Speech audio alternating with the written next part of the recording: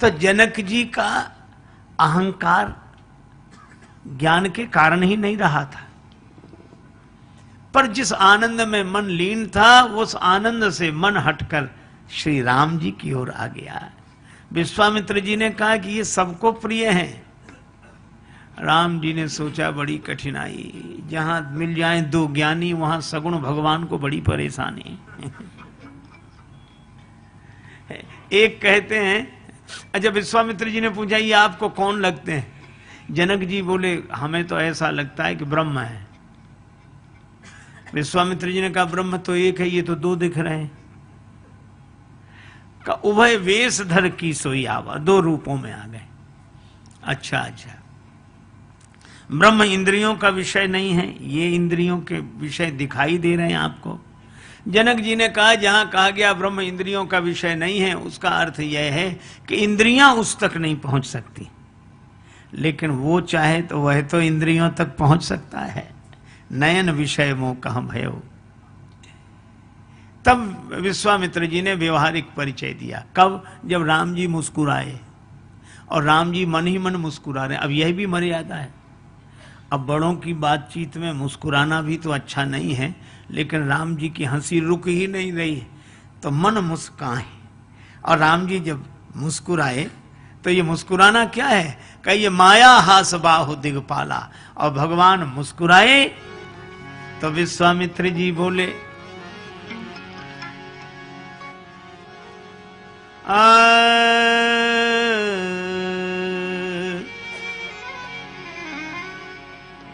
यह अयोध्या नरेश महाराज दशरथ के पुत्र हैं। अच्छा, आप इन्हें ले हाँ मांग लाए थे, क्यों? हमारे यज्ञ की रक्षा होनी थी। जनक जी को आश्चर्य हुआ कि इन्होंने यज्ञ की रक्षा की। हाँ, तो आपका यज्ञ सफल हुआ? विश्वामित्र जी मुस्कुरा कर बोले राजन आपके यहां भी तो यज्ञ है, अनुभव कर लेना। जिनके कारण हमारा यज्ञ पूरा हुआ उनके कारण आपका भी यज्ञ पूरा होगा। यह है श्रीधाम वृंदावन में एक सज्जन नेत्र बंद किए बैठे, बिल्कुल कमर सीधी किए, आंख बंद किए। हमारे ब्रजवासी तो बड़े ब्रज रस रसिक, उधर से निकले और संत को बिल्कुल सिद्धासन में कमर सीधी किए हुए, नेत्र बंद किए हुए बैठे देखा। तो एक ब्रजवासी ने कहा बाबा क्या कर रहे हो? सो बाबा ने नेत्र खोलकर देखते नहीं, आत्मचिंतन कर रहे हैं। ब्रजवासी बोला कि बाबा सब जगह आंख मूंदने का फल तो वृंदावन का दर्शन है, तुम वृंदावन में भी आंख मूंदे बैठे हो। हाँ हम चिंतन कर रहे हैं। तो ब्रजवासी ने कहा कि नेत्र बंद किया तो खोलना नहीं, नेत्र बंद किए ही रहना, और अगर नेत्र खोल दिए तो फिर बंद नहीं कर पाओगे। क्यों? उसने कहा जोलो तो है नंद को कुमार नहीं दीठ पर्यो, तोलो तू बैठ के ब्रह्म को विचारी ले। जब तक श्री कृष्ण का दर्शन नहीं हुआ, इसीलिए भगवान श्री कृष्ण का एक नाम है आत्मा रामाकर्षी। आप तो काम पूर्ण काम आत्मा राम महात्माओं के मन को भी अपनी ओर जो खींच ले वे भगवान। बड़े बड़े मुनि भगवान के इस रूप रस माधुरी का पान करते हैं। जनक जी विश्वामित्र जी सहित सब मुनि मंडली को लेकर चले। अब ठहराएं कहां? अब जनक जी ज्ञानी और ज्ञानियों का नगर, आ गए सगुण भगवान, कहां ठहराएं?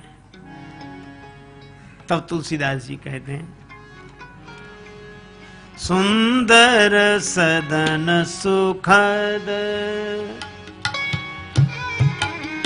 सुंदर सदन सुखद सब काला, तहां बास ले दीन भुवाला, बास ले दीन।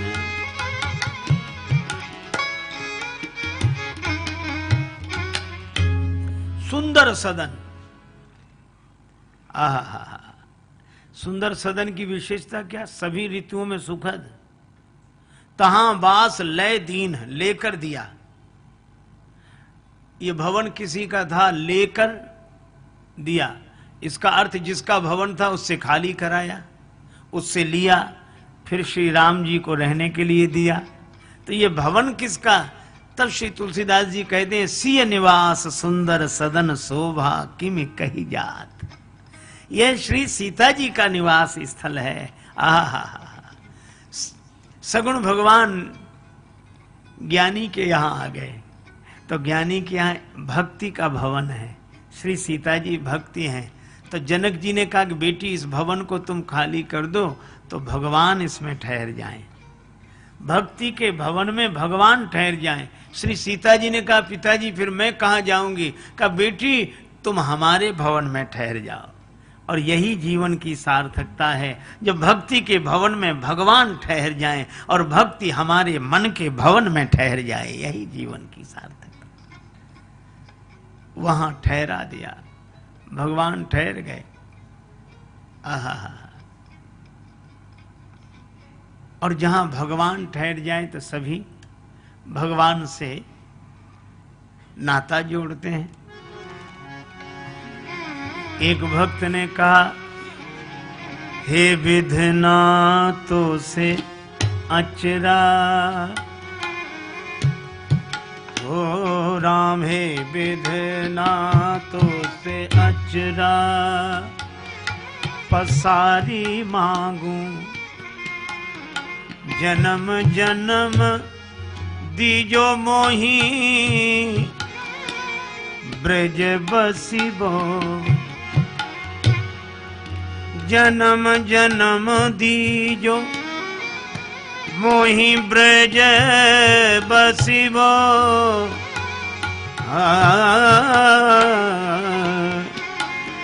हे तो से अचरा,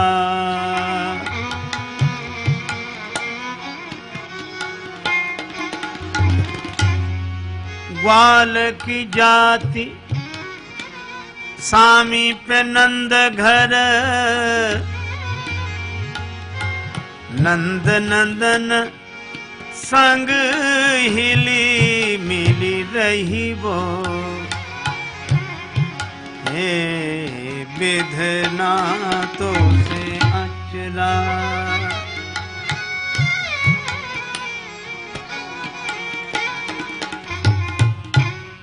हे विधाता मुझे जन्म दे तो वृंदावन में, ब्रज में। आहा, जन्म जन्म दीजो मोहि ब्रज बसिवो, मानुस हो तो वही रस खान, बसों ब्रज गोकुल गांव के ग्वारन, और जो पशु हो तो कहा बस मेरो, चरो नित नंद की धैन मझारन, और जो खग हो तो बसेरो करो, मिली कालिंदी कूल कदम्ब की डारन, और पाहन हो तो वही गिरी को, जो धर्यो कर छत्र पुरंदर कारण। भगवान की भक्ति का जिनका हृदय होता है, किसी से मेरी मंजिल का पता पाया नहीं जाता, जहां मैं हूं फरिश्तों से वहां जाया नहीं जाता, मोहब्बत के लिए कुछ खास दिल मखसूस होते हैं, ये वो नगमा है जो हर साज पर गाया नहीं जाता। भगवान का एक व्यक्ति शंकर जी के मंदिर में दिया रखने जा रहा, शाम का समय, ओम नमः शिवाय नमः शिवाय नमः शिवाय करता हुआ दिया लेकर जा रहा। रास्ते में एक तार्किक व्यक्ति मिल गया। कहाँ जा रहे? भगवान के मंदिर में दिया रखने होना। तुम लोगों के भी पागलपन का कोई हिसाब नहीं। भगवान है वो। ये विचार करो, तुम्हें भगवान ने बनाया कि भगवान को तुमने बनाया?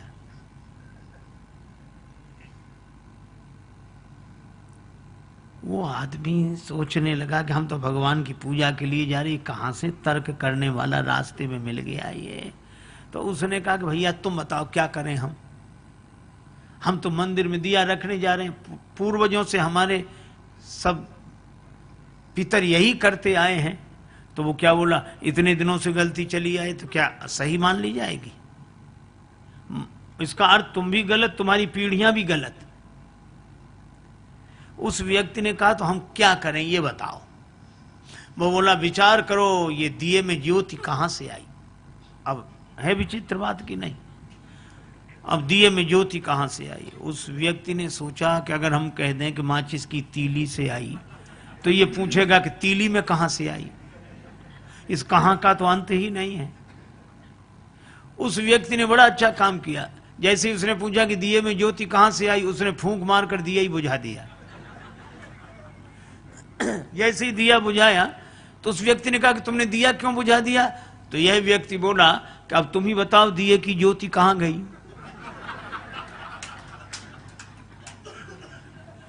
कहां गई? उसने कहा इसका क्या अर्थ? तो इस व्यक्ति ने कहा कि जहां गई वहीं से आई थी। आई थी, हम नहीं बता सकते, गई थी तुम नहीं बता सकते, काहे को बेकार विवाद में पड़ते हैं।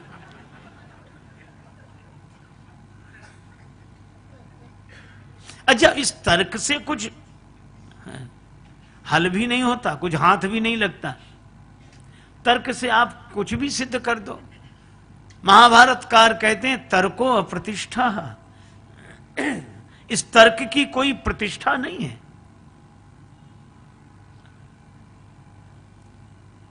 देखो, एक व्यक्ति पढ़कर आया, उसने बहुत विद्या अर्जित की थी,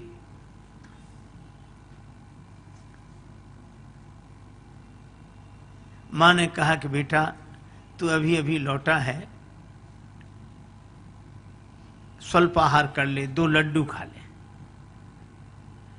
बेटा बोला पहले मेरी विद्या का चमत्कार देखो जो मैंने पढ़ा है। मां बोली क्या चमत्कार? बेटा बोला असंभव को संभव सिद्ध कर दूं। मां बोली कैसे करेगा? जो है नहीं उसको कैसे सिद्ध करेगा? पिता भी पास आकर बैठ गया कि देखें इसकी विद्या। बेटा बोला कि लड्डू कितने रखे हैं? मां बोली 2। बेटा बोला 3। कहा कैसे? बोले अभी सिद्ध कर देता हूं। कहा गिनो। मां ने गिनना शुरू किया। 1 लड्डू में 1, दूसरे लड्डू पर उंगली रखी 2। बेटा बोला 2 और 1 3। अब मां इधर से भी गिने 1, बेटा कहे ठीक 2, बेटा तुरंत कहे 2 और 1 3। गणित का सिद्धांत, जहां 2 और 1 वहां 3 तो होते ही हैं। अब मां ने कहा कि बेटा मैं सिद्ध भले ही ना कर पाऊं पर लड्डू तो 2 हैं। बेटा बोला सिद्ध करो तो मानो, लड्डू तो 3 हैं। उसका पिता बैठा था पास में, और पिता भी तो उसी का पिता था। उसने कहा कि बेटा तुम्हारी मां बिना पढ़ी लिखी है, समझती नहीं है, पर मुझे साफ साफ दिखाई देने लड्डू 3 है। तुमने जो सिद्ध किया बिल्कुल सही, लड्डू 3 है। अब एक काम करना। कहा क्या? कहा 1 लड्डू मैं खा लूंगा, दूसरा लड्डू तुम्हारी मां खा लेगी और तीसरा तुम खा लेना।